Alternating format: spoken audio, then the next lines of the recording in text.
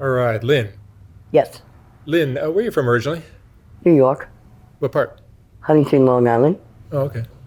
Tell me about your family growing up. I had one sister and a mom and dad, and a grandmother and a great aunt, grandfather and an uncle, and a great uncle. How would you describe your childhood? My childhood was really good. Um, I um, I went to school all the time.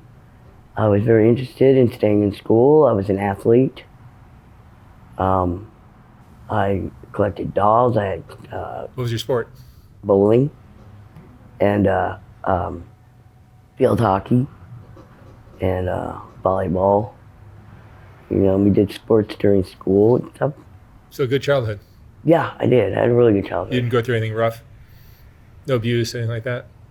No. My family, my dad was a police officer. My mom was a nurse, actually an X-ray technician. So they were in the you know, she was in the medical field. He was in the, you know, in the police department field. And so my sister, she had a job and um, she got married at when she met her high school fucking boyfriend, and she moved to Colorado. Did you finish school? High Did school? I? Yeah. Yeah, I graduated high school, and I went to Brockport State University, which is upstate New York, to college for a year. What'd you want to do? I wanted to be a dietitian and gym teacher because I was more in the sports field. So I needed to combine the both, like a major and a minor. Is that what you ended up doing with your life? Right now, I wanted to go back being a truck driver. Actually, yeah, You've been driving a truck? Yeah. How long did you drive a truck? 25 years.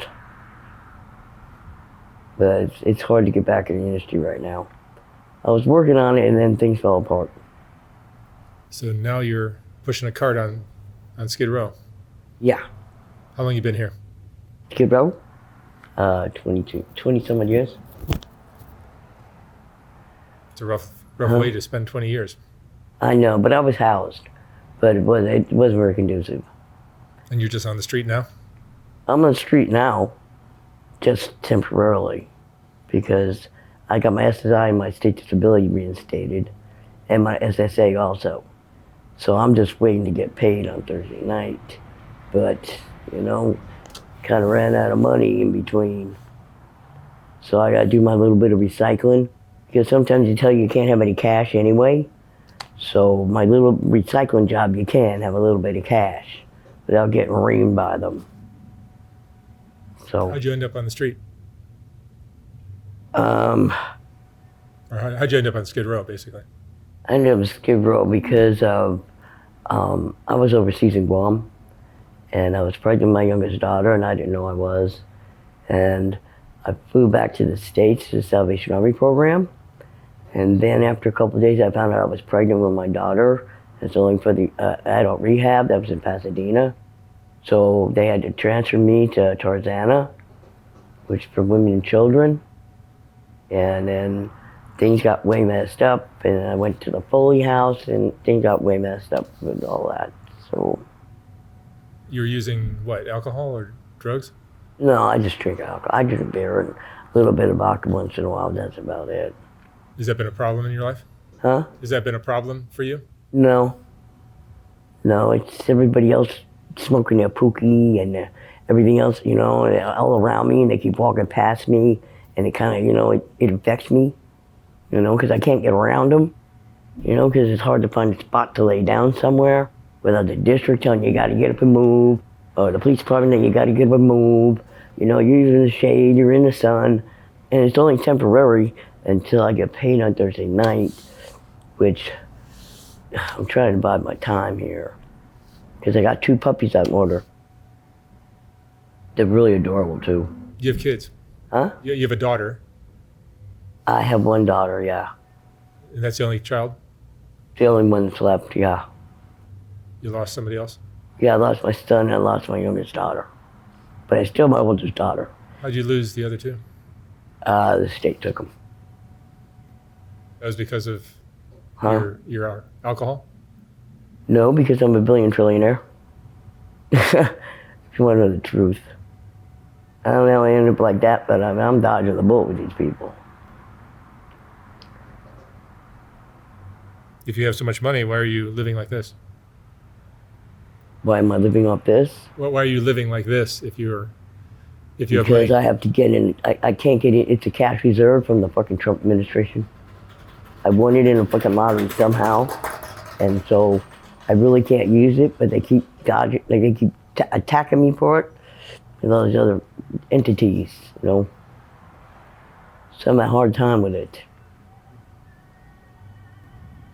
That makes sense. Yep. Uh, What's the hardest part of living down here as a female? hardest part about being a female is having to drag my stuff around. Yeah, you're pushing a big cart. I know. I don't have a choice right now. You have a place to stay? You don't have any tent or anything like that?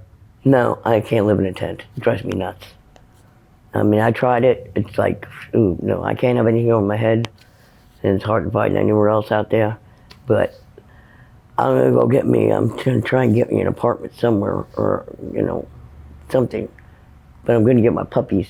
We're over there on 5th and South San Pedro. So having 2 dogs and a cart. Huh? Having 2 dogs and a cart, but no homes. Oh, no, I'm going to get rid of the cart. I'm going to get us an apartment. Because I'm going to get us a motel room or something, you know, with my income. Lynn, what's your biggest regret in your life? My biggest regret is that I didn't pursue all the indictments of people that stole my identity. That I didn't pursue any of that. And I let them get away with it. If you know what I mean. Does your daughter know that you're living down here? Yes, she does. She's not trying to help you? She's like my battery operated doll. She's what? She's like my battery operated doll. What does that mean? She's like my morphet. You know what a morphet is? I don't. Oh, no, she's a morphet. She follows me around. She follows you around? How? Huh? What do you mean she follows you around? She just does. She's a stuffed doll. Meaning she's an actual person, or this is just an imaginary daughter you have? No, they have them everywhere. She talks to me. It's like she used to follow me around with the pink scooters. She's in my shopping cart. I just put the batteries in her, and then she starts talking to me. I'm not that crazy. Don't think I'm not. You think I am, but I don't know. How do you make money? Huh? How do you make money to survive? For my SSI and state disability, my SSA.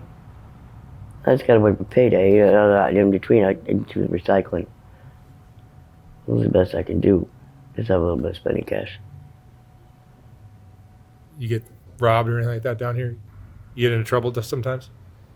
No, they tried to stick their hand in my shopping basket. And I got smacked around. This guy gave me a nice big club today, this morning. He said, you can keep this. Because I caught them going in there.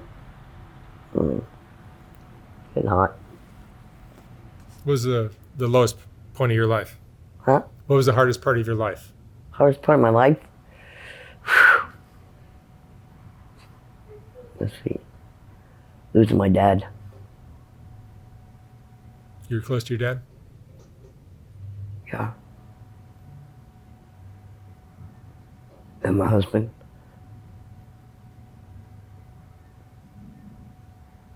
And my kids.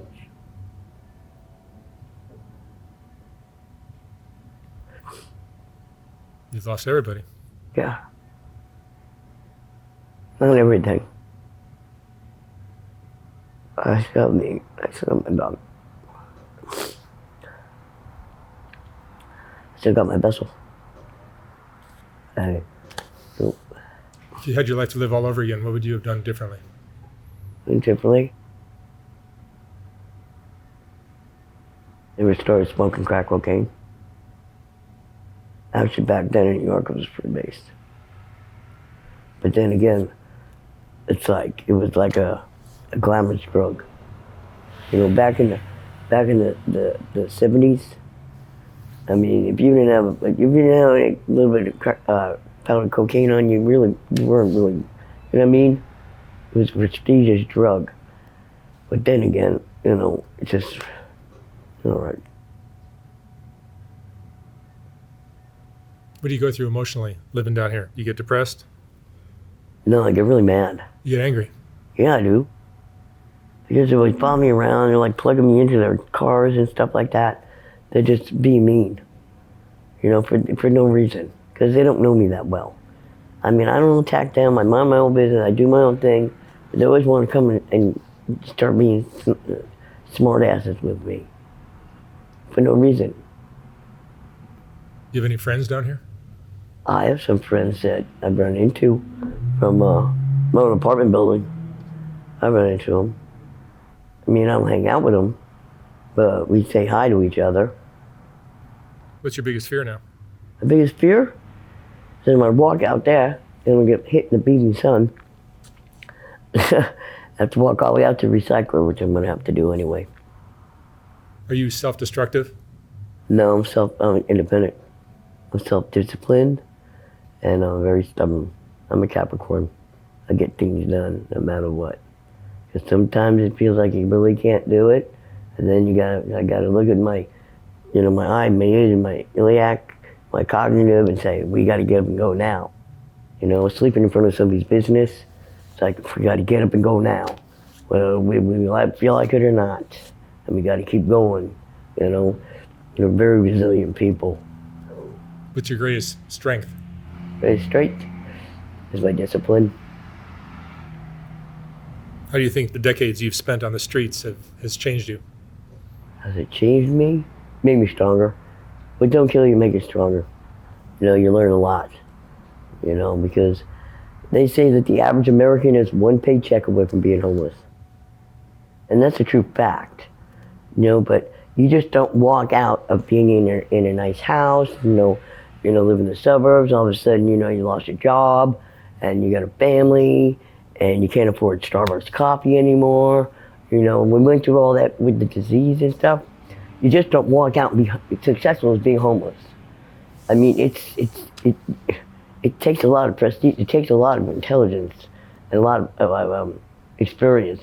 You just don't walk out of your house and become successful being homeless. Yeah, there's a lot of things you need to learn. Oh yeah, you do. You just don't walk out and and these people, because they've been out there for how many years, and you've been in there living high and hog, driving by and laughing at us and stuff. It's like walking into a snake pit. Huh? It's like walking into a snake Oh pit. yeah, it is. But you know what? But they made fun of us so many years, because when they came out with the coronavirus, we were like the United States Marines. I mean, I'm like Commander-in-Chief of the United States Marines. We guarded the front line. When they closed down their businesses, we laid there on the front line and guarded their inventory so the looters didn't get them. When they closed down their businesses and they couldn't open their businesses, we laid out there in front of their businesses and guarded all their stuff. And they turned around and called us names and treated us like crap. Which wasn't like funny. Did the same thing through the pandemic, same thing with the COVID-19. What do you think people don't understand about people that are living on the streets? What do you think they don't understand? I don't know. But I know that they go through your stuff when you live inside. The scanners come in, they scan all your stuff.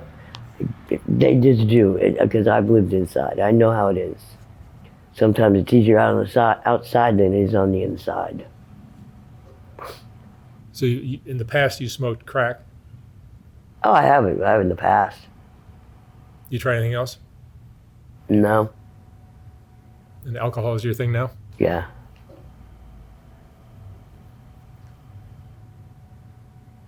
Can you quit if you wanted to? I could, if I wanted to. I don't feel like it right now. I just got me some beers, as a matter of fact. I need to go drink me one. Because it's hot. How old are you? 62. What would you say is the most important lesson you've learned in your life? Most important lessons is don't let them stomp on you. You know what? Goes around, comes around. And eventually, you know what? You keep pissing me off, I'm going to piss you off. Or I'm going to piss on you. All right. right. Lynn, thank you so much for sharing your story. Thank you. Good luck out here.